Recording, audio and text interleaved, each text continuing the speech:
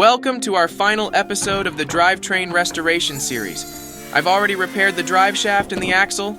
You can follow the links below this video to see how it went.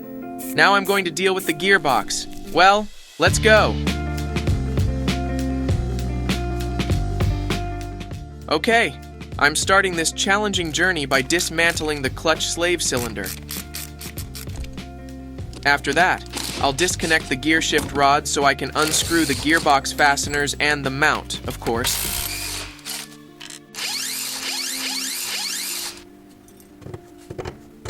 I take the transmission jack and carefully pull the gearbox off its seat. Perfect. Moving on, I am now unscrewing the clutch cover assembly fasteners. Something happened behind the scenes and the bearing disappeared. At this very point, I decide to clean the mounting seat and install a new bearing. Removing the clutch release bearing with the fork. Just listen to this. It's awful. Obviously the bearings need replacing, which means I need to get to them. Removing the bell housing, shift rods, and transmission mount. I unscrew the bolts and remove the bearing retainer and extension housing.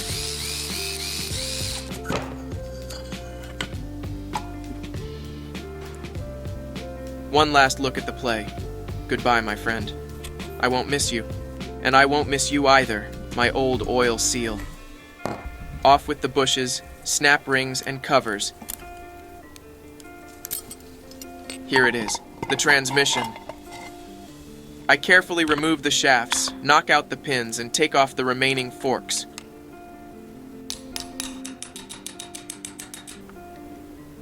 When removing the forks, very tiny and almost invisible detent balls fall out. And here's one I can see. Come here. I dismantle the remaining shafts and move on to remove the bearings.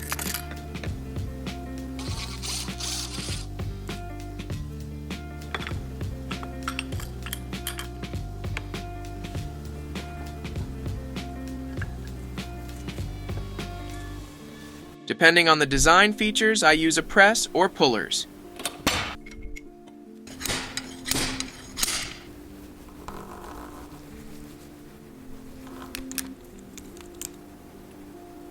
Done. Now I'm going to clean the components of oil and wear products.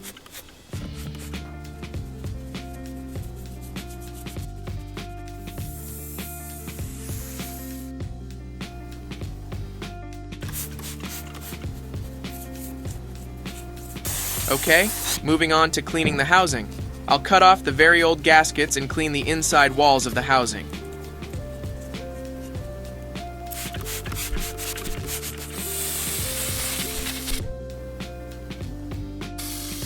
Now look at the result I got.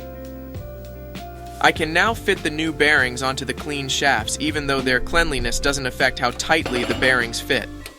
I don't know if that's good or bad, huh? And I don't forget the snap rings.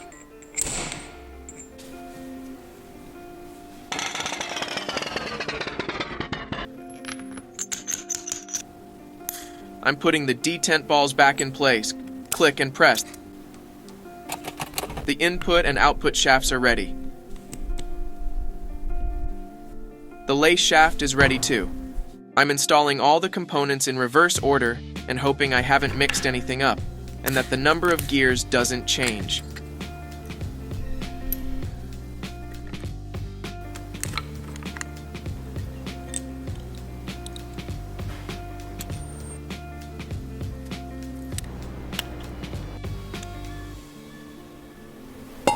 Get ready for Black Friday with the Autodoc app.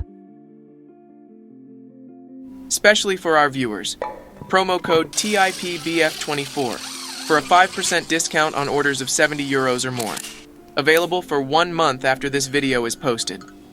I put the housing parts together after making sure that all the gears are engaged correctly, carefully tightening all the fasteners. I install the bell housing and proceed to install the gear shift mechanism and transmission mounts. Look, there's 40 years and 1 million kilometers between them. Click, click, it's working. Now it's time to install the new clutch cover assembly and the clutch plate. To my surprise, the flywheel turned out to be in very good condition. Look how the spring's fingers are pressed in. rolling up and connecting the gearbox to the engine. Fitting the mount into place and screwing in the remaining fasteners.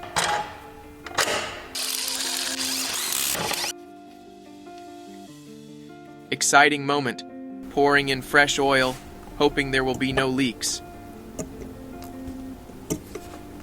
Done. Tightening the plug and moving on to the axle. I'm carefully bringing it to the place of installation. It's very heavy. Getting it into the mounting seats, and now I can install the U-bolts and plates.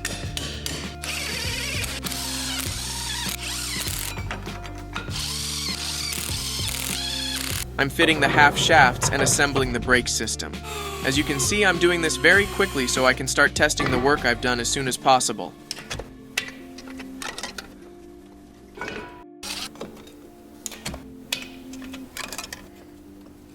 Now it's time to fill in the actual transmission oil.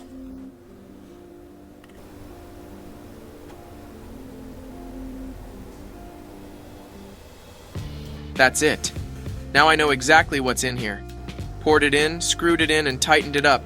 My first point will be the last one, the drive shaft. I attach it to the gearbox and screw in the fasteners connecting it to the axle.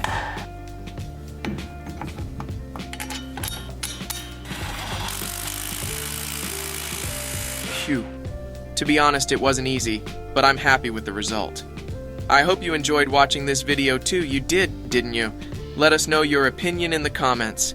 Now I'm off to make the next episodes. See you, mates.